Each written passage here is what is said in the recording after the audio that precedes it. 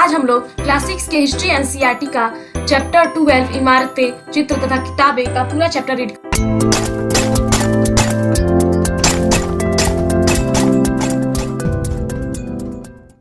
मारुतसामी और लौह स्तंभ। मारुतसामी एक बच्चे का नाम है जो कि आज बहुत खुश था। पहिएदार कुर्सी में बिठाकर उसका भाई उसे कुतुब मीनार दिखाता हुआ प्रसिद्ध लौह स्तंभ के सामने ले गया। उसे पहियादार कुर्सी यानी व्हील चेयर पे बिठाकर, वो ठीक से चल नहीं पाता होगा इसलिए उसे व्हील चेयर पे बिठाकर उसका भाई कुतुब मीनार दिखाता हुआ प्रसिद्ध लौह स्तंभ यानी लोहे का स्तंभ के सामने ले आया। धूल भरे पथरीले रास्तों से रैंप के सहारे यहाँ तक आना काफी मुश्किल था। अपने इस अनुभव को मारुतसामी कभी नहीं भूल पाएगा।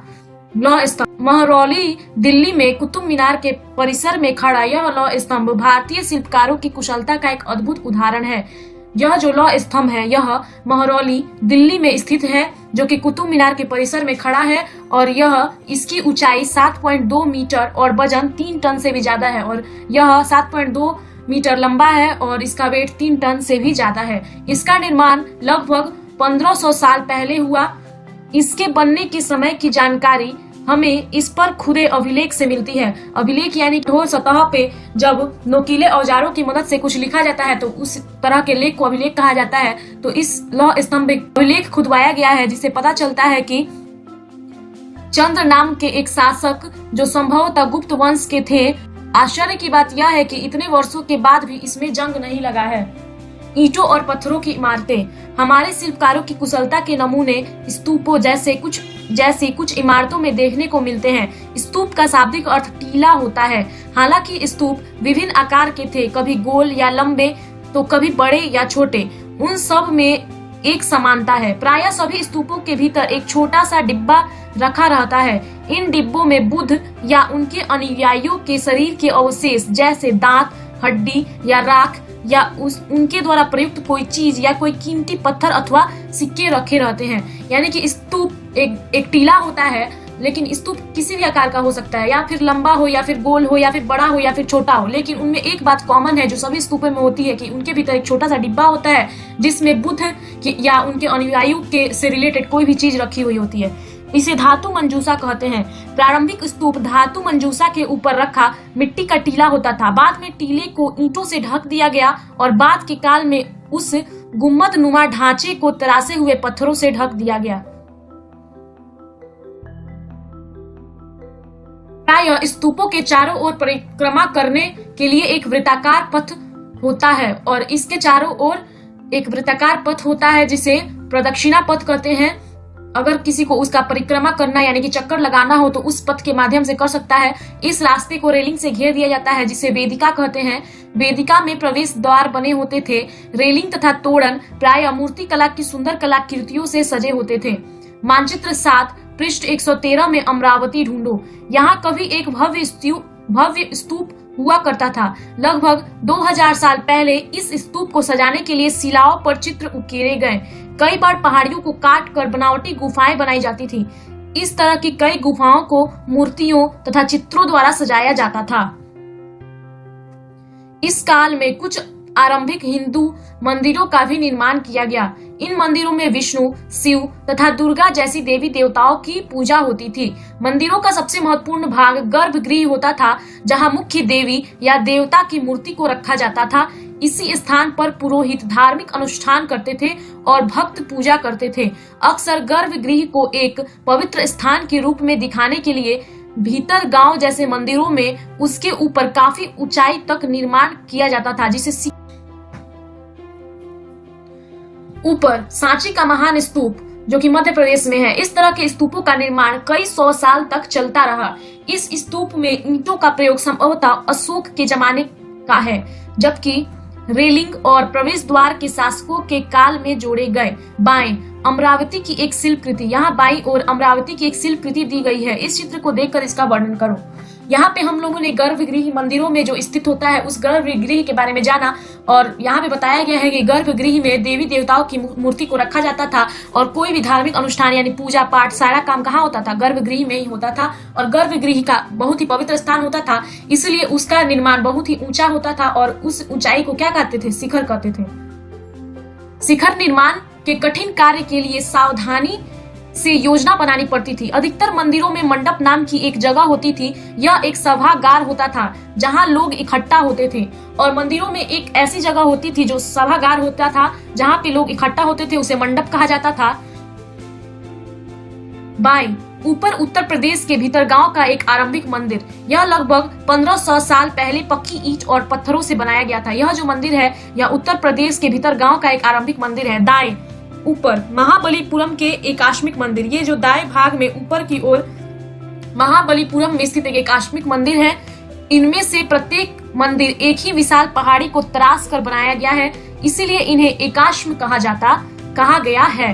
ईंटों से बनाए जाने वाले मंदिरों से यह बिल्कुल भिन्न होते थे। ईंट से बनी इमारतों में नीचे से ईंटों की एक एक तह जोड़ते हुए उसे ऊपर की ओर ले जाते थे, जबकि चट्टान तराश कर बनाए जाने वाले मंदिरों को पत्थर काटने वाले ऊपर से नीचे के क्रम में बनाते हैं। इस मंदिर को बनाते समय पत्थर काटने वालों को किन समस्याओं का सामना करना पड़ता होगा, इसकी एक सूची बनाओ। दाएं एहोल का दुर्गा मंदिर। यहाँ दाएं और एहोल का एक दुर्गा मंदिर है। यह लगभग 1400 साल पहले बनाया गया था।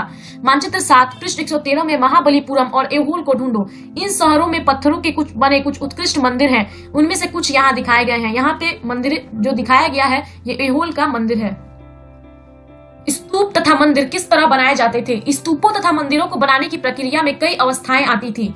इसके लिए काफी धन खर्च होता था, इसलिए आमतौर पर राजा या रानी ही इन्हें बनवाने का निश्चय करते थे। पहला काम अच्छे किस्म के पत्थर ढूंढकर शिलाखंडों को खोदकर निकालना होता था। यानी कि स्तूप या मंदिर को बनाने के बहुत सारे चरण हुआ करते थे, जिसमें से पहला चरण यहाँ पे पहला काम जो है ये बताया गया है कि अच्छे किस्म के पत्थर को ढूंढना और शिलाखंडों यानी कि पत्थर के टुकड़ों को खोद कर निकालना। फिर मंदिर या स्तूप के लिए सोच विचार कर तय किए स्थान तक शिलाखंड को पहुंचाना होता था। और दूसरा काम यह कि जिस शिलाखंडों जिन पत्थरों को ढूंढा गया है उसे जहाँ पे मंदिर या स्तूप बनाना है वहां पर पहुंचाना। यहाँ पत्थरों को काट छांट कर तराशने के बाद खंभों, दीवारों की चौखटों, फर्शों तथा छतों का आकार दिया जाता था। और तीसरा काम यह कि इन पत्थरों को तराशने का काम, इन पत्थरों से खंभों, दीवारों की चौखट, फर्श आदि बनाने का काम। इन सबके तैयार हो जाने पर सही जगहों पर उन्हें लगाना काफी मुश्किल का काम था। और सबसे अंतिम और मुश्किल काम तो यह था कि ये सब जो पत्थर, तराशे गए पत्थर है, उनको सही जगहों पर लगाना। इस तरह के शानदार ढांचों का निर्माण करने वाले शिल्पकारों को सारा खर्च संभवतः राजा या रानी ही देते थे। और इन सभी कामों का खर्चा कौन उठाता था? राजा रानी। इसके अतिरिक्त इन स्तूपों या मंदिरों में आने जाने वाले भक्त जो उपहार अपने साथ लाते थे, उनसे इमारत की सजावट की जाती थी। जैसे हाथी दांत का काम करने वाले श्रमिकों के संघ ने सांची के अलंकृत प्रवेश द्वार तोरण को बनाने का खर्च दिया था। बाएं उड़ीसा का जैन मठ। यहाँ बाएं ओर उड़ीसा का एक जैन मठ है। एक पहाड़ी को खोदकर इस 2 मंजिल इमारत को बनाया गया है। कमरों के प्रवेश द्वारों को ध्यान से देखो, इनमें जैन भिक्षु रहते और ध्यान करते। पृष्ठ 15 पर दिए चित्र अध्याय 2 और यहाँ दिखाई गई गुफाओं में क्या अंतर है? यहाँ नीचे की ओर राष्ट्रीय संग्रहालय नई दिल्ली से एक मूर्ति का चित्र है। इनकी सजावट के लिए पैसे देने वाले व्यापारी, कृषक, माला बनाने वाले, इत्र बनाने वाले, लोहार, सुनार तथा ऐसे स्त्री और पुरुष शामिल थे जिनके नाम खंभों, रेलिंगों तथा दीवारों पर खुदे हैं। और जो भी इन मंदिरों को सजाने का खर्च दिया करते थे उनका नाम दीवारों, खंभों और रेलिंग पर खुदाया जाता था। इसलिए जब तुम इन स्थानों को देखने जाओ तो याद रखना कि कितने सारे लोगों ने इन्हें बनाने और सजाने में अपना योगदान दिया था। चित्रकला। मानचित्र 7 में अजंता को ढूंढो। यह वह जगह है जहाँ की पहाड़ों में सैकड़ों सालों के दौरान कई गुफाएं खोदी गई। इनमें से ज्यादातर बौद्ध भिक्षुओं के लिए बनाए गए विहार थे। विहार के बारे में हम लोग पहले भी पढ़ चुके हैं, जहाँ पे बौद्ध या जैन भिक्षु रहा करते थे। इनमें से कुछ चित्रों द्वारा सजाया गया था। यहाँ इनके कुछ उदाहरण दिए गए हैं। गुफाओं के अंदर अंधेरा होने की वजह से अधिकांश चित्र मसालों की रोशनी में बनाए गए थे।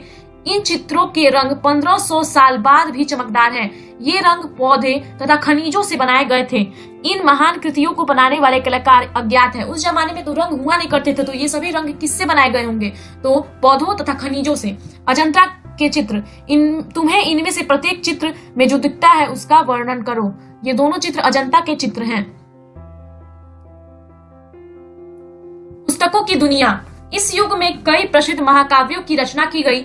उन उत्कृष्ट रचनाओं में स्त्री पुरुषों की वीर गाथाएं तथा देवताओं से जुड़ी कथाएं हैं। करीब 1800 साल पहले एक प्रसिद्ध तमिल महाकाव्य शिल्पदिकारम की रचना इलांगो नामक कवि ने की। इसमें कोवलन नाम के एक व्यापारी की कहानी है। वह पुहार में रहता था। अपनी पत्नी कन्नगी की उपेक्षा कर वह एक नर्तकी माधवी से प्रेम करने लगा। बाद में वह और कन्नगी पुहार छोड़कर मदुरै चले गए। वहां पांड्य राजा के दरबारी जौहरी ने कोवलन पर चोरी का झूठा आरोप लगाया, जिस पर राजा ने उसे प्राण दंड दे दिया। कन्नगी जो अभी भी उससे प्रेम करती थी, इस अन्याय के कारण दुख और रोष से भर गई। उसने मदुरै शहर का विनाश कर डाला। शिल्पदिकारम से लिया गया एक वर्णन। यहाँ कवि ने कन्नगी के दुख का इस तरह वर्णन किया है। ओ मेरा दुख तो देखो, तुम मुझे सांत्वना तक नहीं दे सकते। क्या यह सही है कि विशुद्ध सोने से भी सुंदर तुम्हारा शरीर बिना धूल से सना यूं ही पड़ा है?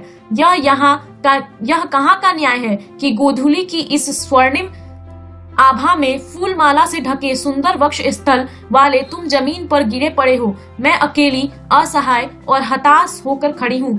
क्या ईश्वर नहीं है? क्या इस देश में ईश्वर नहीं है? पर क्या उस स्थान पर ईश्वर रह सकते हैं जहाँ के राजा की तलवार निर्दोष नवागंतुक के प्राण ले लेती है?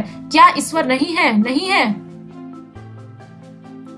एक और तमिल महाकाव्य मणि मेखलई को करीब 1400 साल पहले सतनार द्वारा लिखा गया। इसमें कोवलन तथा माधवी की बेटी की कहानी है। ये रचनाएं कई सदियों पहले ही खो गई थी। उनकी पांडुलिपियां दोबारा लगभग 100 साल पहले मिली। अन्य लेखक जैसे कालिदास, जिनके बारे में तुमने अध्याय 11 में पढ़ा, संस्कृत में लिखते थे। मेघदूत का एक श्लोक। यहाँ उनकी सबसे प्रसिद्ध रचना मेघदूत से एक अंश दिया गया है। यहाँ कालिदास की सबसे प्रसिद्ध रचना मेघदूत का एक अंश दिया गया है। यहाँ एक विरही प्रेमी बरसात के बादलों को अपना संदेशवाहक बनाने की कल्पना करता है। देखो इसमें किस तरह कवि ने बादलों को उत्तर की ओर ले जाती ठंडी हवा का वर्णन किया है। तुम्हारे बौछारों से मुलायम हो उठी मिट्टी की भूनी खुशबू से भरे हाथियों के सांस में बसी जंगली गुलर को पकाने वाली शीतल बयार तुम्हारे साथ में धीरे धीरे बहेगी। पुरानी कहानियों का संकलन तथा संरक्षण। हिंदू धर्म से जुड़ी कई कहानियां जो बहुत पहले से प्रचलित थी, इसी काल में लिखी गई, इनमें पुराण भी शामिल है। पुराण का शाब्दिक अर्थ है प्राचीन या पुराण। पुराणों में विष्णु, शिव, दुर्गा या पार्वती जैसी देवी देवताओं से जुड़ी कहानियां हैं। इनमें इन देवी देवताओं की पूजा की विधियां दी गई हैं। इसके अतिरिक्त इनमें संसार की सृष्टि तथा राजाओं के बारे में भी कहानियां हैं। अधिकतर पुराण सरल संस्कृत श्लोक में लिखे गए हैं, जिससे सब उन्हें सुन और समझ सके। स्त्रियां तथा शूद्र जिन्हें वेद पढ़ने की अनुमति नहीं थी, वे भी इन्हें सुन सकते थे।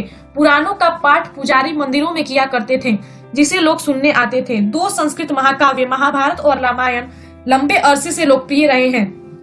तुम में से भी कुछ बच्चे इन कहानियों से परिचित होंगे। महाभारत कौरवों और पांडवों के बीच की युद्ध की कहानी है। इस युद्ध का उद्देश्य पुरु वंश की राजधानी हस्तिनापुर की गद्दी प्राप्त करना था। यह कहानी तो बहुत ही पुरानी है, पर आज इसे हम जिस रूप में जानते हैं वह करीब 1500 साल पहले लिखी गई। माना जाता है कि पुराणों और महाभारतों दोनों को ही व्यास नाम के ऋषि ने संकलित किया था। महाभारत में ही भगवत गीता भी है, जिसके बारे में तुमने अध्याय 10 में पढ़ा था।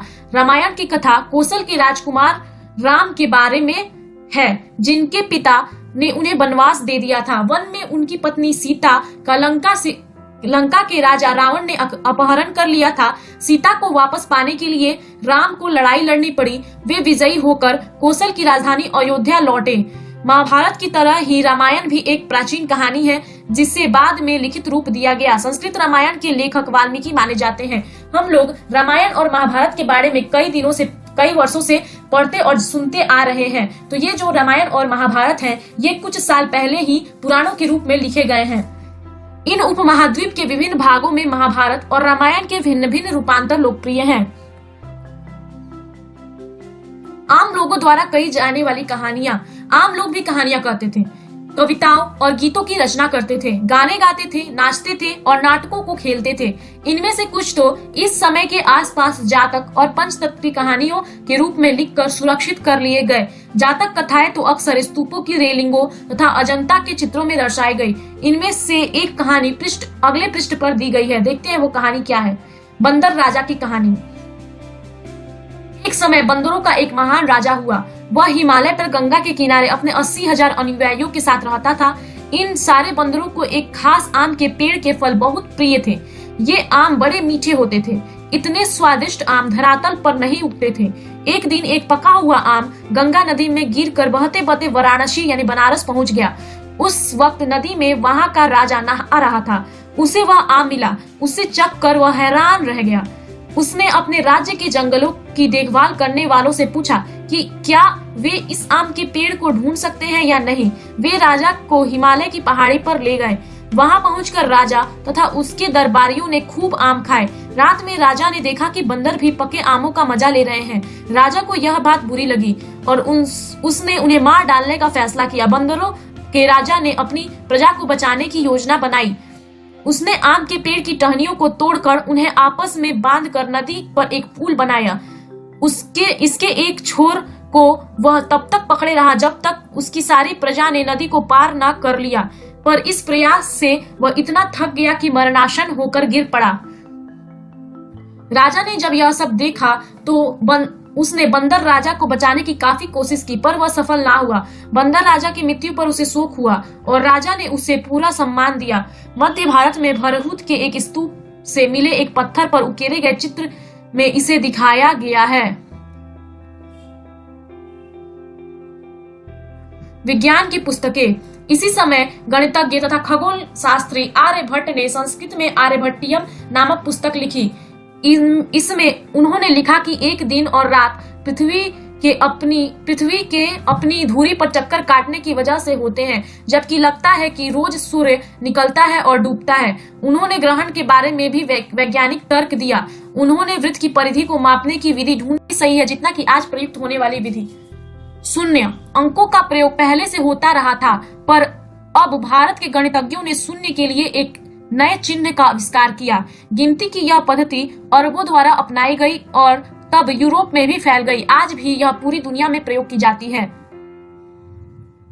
अन्यत्र कागज आज हमारे रोजमर्रा की जिंदगी का हिस्सा बन गया है। जो किताबें हम पढ़ते हैं वे कागज पर छपी होती हैं। उसी तरह लिखने के लिए भी हम कागज का ही उपयोग करते हैं। कागज का आविष्कार करीब 1900 साल पहले काइलून नाम के व्यक्ति ने चीन में किया। उसने पौधों के रेशा, कपड़ों, रस्सियों और पेड़ की छालों को पीट कर लुगदी बनाकर उसे पानी में भिगो दिया। फिर उस लुगदी को दबाकर उसका पानी निचोड़ा और तब सुखाकर कागज बनाया। आज भी हाथ से कागज बनाने के लिए इस विधि को अपनाया जाता है। कागज बनाने की तकनीक को सदियों तक गुप्त रखा गया। करीब 1400 साल पहले यह कोरिया तक पहुंची। इसके तुरंत बाद ही यह जापान तक फैल गई। करीब 1800 साल पहले यह बगदाद में पहुंची। फिर बगदाद से यह यूरोप, अफ्रीका और एशिया के अन्य भागों में फैली। इस उपमहाद्वीप में भी कागज की जानकारी बगदाद से ही आई। जल्दी से सब्सक्राइब करो और बेल आइकन पे क्लिक करो।